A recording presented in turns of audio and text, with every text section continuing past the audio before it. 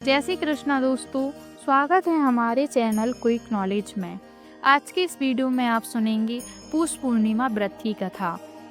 द्वापर युग में एक बार यशोदा मैया ने श्री कृष्ण से कहा कि तुम तो पूरे संसार के पालन करता हो, आज तुम मुझे कोई ऐसा व्रत बताओ जिसे करने से किसी भी स्त्री को विधवा होने का भय न रहे तथा इससे मनुष्यों की सभी मनोकामनाएं पूर्ण हो। श्री कृष्ण कहते हैं कि माता, आपने बहुत ही सुंदर प्रश्न पूछा है। मैं आपको इसके बारे में विस्तार पूर्वक बताता हूँ। सौभाग्य प्राप्ति के लिए महिलाओं को 32 पूर्णमासियों के व्रत को करना चाहिए। इससे उनकी सभी मनोकामनाएं पूर्ण होती हैं और उन्हें सौभाग्यवती होने का आशीष मिलता है। अब मैं आपको इससे जुड़ी हुई कथा सुनाता हूँ। इस भूमंडल पर एक अत्यंत प्रसिद्ध राजा चंद्रहास से पालित अनेक प्रकार के रत्नों से परिपूर्ण कतिका नाम की एक नगरी थी। वहां पर धनेश्वर नाम का एक ब्राह्मण था और उसकी स्त्री अति सुशीला रूपवती थी। दोनों ही उस नगरी में बड़े प्रेम के साथ रहते थे। घर में धन धान्य आदि की कमी नहीं थी, लेकिन उनको एक बड़ा दुख था कि उनकी कोई संतान नहीं थी। इस कष्ट से वह अत्यंत दुखी रहते थे। एक बड़ा तपस्वी योगी उस नगरी में आया। वह योगी उस ब्राह्मण के घर को छोड़कर अन्य सब घरों से भिक्षा लाकर भोजन किया करता था, लेकिन रूपवती से वह भिक्षा नहीं लिया करता था। एक समय वह किसी अन्य घर से भिक्षा लेकर गंगा किनारे जाकर भिक्षान को प्रेम पूर्वक खा रहा था।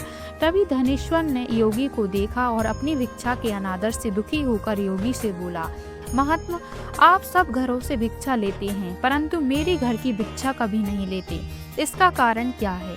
योगी ने कहा कि निसंतान के घर की भीख पतितों के अन्न के तुल्य होती है, और जो पतितों का अन्न खाता है वह भी पतित हो जाता है। चूँकि तुम निसंतान हो अतः पतित हो जाने के भय से मैं तुम्हारे घर की भिक्षा नहीं लेता हूँ। धनेश्वर यह बात सुनकर अपने मन में बहुत दुखी हुआ और हाथ जोड़कर योगी के पैरों में गिर पड़ा तथा आत्मभाव से कहने लगा, हे महाराज, यदि ऐसा है तो आप मुझको पुत्र प्राप्ति का उपाय बताइए। आप सर्वज्ञ हैं, मुझ पर अवश्य ही यह कृपा कीजिए। धन की मेरे घर में कोई कमी नहीं है, परंतु मैं पुत्र न होने के कारण अत्यंत दुखी हूँ। आप मेरे इस दुख का हरण करें, आप सामर्थ्यवान हैं। यह सुनकर योगी कहने लगे, हे ब्राह्मण, तुम चंडी देवी की आराधना करो। घर जाकर उसने अपनी स्त्री से सब वृतांत कहा और स्वयं तप के निमित्त वन में चला गया। वन में जाकर उसने चंडी देवी की उपासना की और उपवास किया। चंडी देवी ने 16वें दिन उसको स्वप्न में दर्शन दिया और कहा, हे धनेश्वर, तुझे पुत्र होगा, परंतु वह 16 वर्ष की आयु में ही मृत्यु को प्राप्त हो जाएगा। यदि तुम दोनों पति पत्नी 32 पूर्णमासियों का व्रत विधि पूर्वक करोगे तो वह दीर्घ आयु होगा। जितनी तुम्हारी सामर्थ्य हो उतने आटे के दिए बनाकर शिव जी का पूजन करना और पूर्णमासी का व्रत रखना। प्रातःकाल होने पर इस स्थान के समीप ही तुम्हें एक आम का वृक्ष दिखाई देगा। उस पर चढ़कर एक फल तोड़कर शीघ्र अपने घर चले जाना और अपनी स्त्री से सब वृतांत कहना। जब वह श्री शंकर जी का ध्यान करके उस फल को खा लेगी, तब भगवान शंकर की कृपा से वह गर्भवती हो जाएगी। जब वह ब्राह्मण प्रातःकाल उठा तो उसने उस स्थान के पास ही एक आम का वृक्ष देखा, जिस पर एक आम का फल लगा हुआ था। उस ब्राह्मण ने उस आम के वृक्ष पर चढ़कर उस फल को तोड़ने का प्रयत्न किया, परंतु कई बार प्रयत्न करने पर भी वह वृक्ष पर न चढ़ पाया। तब उस ब्राह्मण को बहुत चिंता हुई और वह विघ्न विनाशक श्री गणेश जी की वंदना करने लगा और बोला, हे दयानिधि, अपने भक्तों के विघ्नों का नाश करके उनके मंगल कार्यों को करने वाले, दुष्टों का नाश करने वाले, रिद्धि सिद्धि को देने वाले, आप मुझ पर कृपा करके इतना बल दें कि मैं अपने मनोरथ को पूर्ण कर सकूं।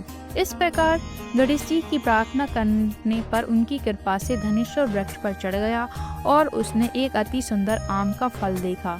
उसने विचार किया कि जो वरदान से फल मिला था वह यह है और कोई फल दिखाई नहीं देता। उस धनेश्वर ब्राह्मण ने जल्दी से उस फल को तोड़कर अपनी स्त्री को लाकर दिया और उसकी स्त्री ने अपने पति की कथा अनुसार उस फल को खा लिया। इसके पश्चात वह गर्भवती हो गई। देवी जी की असीम कृपा से उसे एक अत्यंत सुंदर पुत्र की प्राप्ति हुई, जिसका नाम उन्होंने देवीदास रखा। माता पिता के हर्ष और शोक के साथ वह बालक शुक्ल पक्ष की चंद्रमा की भांति बढ़ने लगा। भवानी की कृपा से वह बालक बहुत ही सुंदर, सुशील और पढ़ने में बहुत ही निपुण हो गया। चंडी देवी की आज्ञा अनुसार उसके माता पिता ने 32 पूर्णमासी का व्रत रखना प्रारंभ कर दिया, जिससे उसका पुत्र दीर्घायु हो जाए। 16वां वर्ष लगते ही देवीदास की माता पिता को बड़ी चिंता हो गई कि कहीं उनके पुत्र की इस वर्ष मृत्यु न हो जाए। इसलिए उन्होंने अपने मन में विचार किया कि यदि यह दुर्घटना उनके सामने हो गई तो वह कैसे सहन कर सकेंगे। उन्होंने देवीदास के मामा को बुलाया और कहा कि हमारी इच्छा है कि देवीदास 1 वर्ष तक काशी में जाकर विद्या ध्यान करे और हम उसको अकेला भी नहीं छोड़ना चाहते, इसलिए साथ में तुम चले जाओ और 1 वर्ष के पश्चात इसको वापस लौटा लाना। सब प्रबंध करके उसके माता पिता ने काशी जाने के लिए देवीदास को एक घोड़े पर बैठाकर उसके मामा को उसके साथ विदा कर दिया। धनेश्वर ने अपनी पत्नी के साथ अपने पुत्र की मंगल कामना तथा दीर्घायु के लिए भगवती दुर्गा की आराधना और पूर्णमासियों का व्रत करना आरंभ कर दिया। इस प्रकार उन्होंने 32 पूर्णमासी का व्रत पूरा किया। कुछ समय पश्चात एक दिन वह दोनों मामा और भांजी मार्ग में रात्रि बिताने के लिए किसी ग्राम में ठहरे हुए थे। उस दिन उस गांव में एक ब्राह्मण की अत्यंत सुंदरी, सुशीला, विदुषी और गुणवती कन्या का विवाह होने वाला था।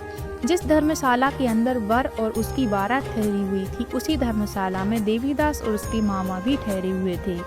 संयोगवंश कन्या को तेल आदि चढ़कर मंडप आदि का कृत्य किया जा रहा था, लेकिन लग्न के समय वर्ग को धनुर्वात वायु रोग, जिससे शरीर धनुष की तरह झुककर टेढ़ा हो गया। इस कारण वर के पिता ने अपने कुटुंबियों से परामर्श करके निश्चय किया कि यह देवीदास मेरे पुत्र जैसा ही सुंदर है, मैं इसके साथ ही लग्न करा देता हूँ और बाद में विवाह के अन्य कार्य मेरे लड़की के साथ हो जाएंगे। ऐसा सोचकर उन्होंने देवीदास के मामा से जाकर बोला कि तुम थोड़ी देर के लिए अपने भांजे को हमें दे दो, जिससे विवाह के लग्न के सारे कृत्य सुचारू रूप से हो सकें। तब उसका मामा कहने लगा कि जो कुछ भी कन्यादान के समय वर को मिले वह सब हमें दे दिया जाए, तो मेरा भांजा इस बारात का दूल्हा बन जाएगा। यह बात वर के पिता ने स्वीकार कर ली और उसे अपने भांजे को वर बनाने के लिए भेज दिया और उसके साथ सब विवाह कार्य रात्रि में विधि पूर्वक संपन्न हो गया। पत्नी के साथ वह भोजन न कर सका और अपने मन में सोचने लगा कि ना जाने यह कैसी स्त्री होगी। वह एकांत में इसी सोच में पड़ गया तथा उसकी आंखों में आंसू आ गए। तब वधू ने पूछा कि क्या बात है, आप इतने उदासीन व दुखी क्यों हो रहे हैं। तब उसने सब बातें जो वर के पिता ने व उसके मामा में हुई थी उसको बतला दी। तब कन्या कहने लगी कि यह ब्रह्मा विवाह के विपरीत कैसे हो सकता है। देव ब्राह्मण और अग्नि के सामने मैंने आपको ही अपना पति बनाया है, इसलिए आप ही मेरे पति हैं। मैं आपकी ही पत्नी रहूंगी, किसी अन्य की कदापि नहीं। तब देवीदास ने कहा, ऐसा मत करिए, क्योंकि मेरी आयु बहुत कम है। मेरे पश्चात आपकी क्या गति होगी, इन बातों को अच्छी तरह विचार लो। परंतु वह दृढ़ विचार वाली स्त्री थी। बोली कि जो गति आपकी होगी वही गति मेरी होगी। ये स्वामी, आप उठिए और भोजन करिए, आप निश्चय ही भूखे होंगे। इसके बाद देवीदास और उसकी पत्नी दोनों ने भोजन किया तथा शेष रात्रि वे सोते रहे। प्रातःकाल देवीदास ने अपनी पत्नी को 3 नगों से जड़ी हुई एक अंगूठी दी, एक रुमाल दिया और बोला, हे प्रिय, इसे लो और संकेत समझकर स्थिर चित हो जाओ। मेरा मरण और जीवन जानने के लिए एक पुष्प वाटिका बना लो, उसमें सुगंधित वाली एक नव मलिका लगा लो, उसको प्रतिदिन जल से सींचा करो और आनंद के साथ खेलो कूदो तथा उत्सव मनाओ। जिस समय और जिस दिन मेरा प्राणात होगा ये फूल सूख जाएंगे और जब ये फिर हरे हो जाएं तो जान लेना कि मैं जीवित हूँ। यह समझाकर वह चला गया। प्रातःकाल होते ही वहाँ पर गाने बाजे बजने लगे और जिस समय विवाह के कार्य समाप्त करने के लिए वर तथा सब बाराती मंडप में आए तो कन्या ने वर को भली प्रकार से देखकर अपने पिता से कहा कि यह मेरा पति नहीं है। मेरा पति वही है जिसके साथ शस्त्र में मेरा परिग्रहण हुआ था। इसके साथ मेरा विवाह नहीं हुआ है। यदि यह वही है तो बताइए कि मैंने इसको क्या दिया। वधू संपर्क और कन्यादान के समय जो मैंने भूषण आदि दिए थे उन्हें दिखाएं तथा रात में मैंने क्या गुप्त बातें कही थी वह सब सुनाएं। पिता ने उसकी कथा अनुसार वर को बुलवाया गया। कन्या की यह सब बातें सुनकर वह कहने लगा कि मैं कुछ नहीं जानता। इसके पश्चात लज्जित होकर वह वहाँ से चला गया और सारी बारात भी अपमानित होकर वहाँ से लौट गई।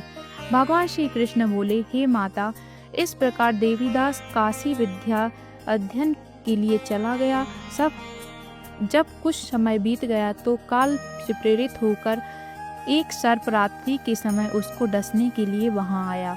उस बिस्तर के प्रभाव से उसके शयन का स्थान चारों ओर से विष से विषैला हो गया, परंतु व्रत के प्रभाव से उसको काट न पाया, क्योंकि पहले ही उसकी माता ने 32 पूर्णिमा का व्रत कर रखा था। इसके बाद मध्य के समय स्वयं काल वहां पर आया और उसके शरीर से उसके प्राणों को निकालने का प्रयत्न करने लगा, जिससे वह मूर्छित होकर पृथ्वी पर गिर पड़ा। भगवान की कृपा से उसी समय पार्वती जी के साथ भगवान शंकर वहां पर आ गए।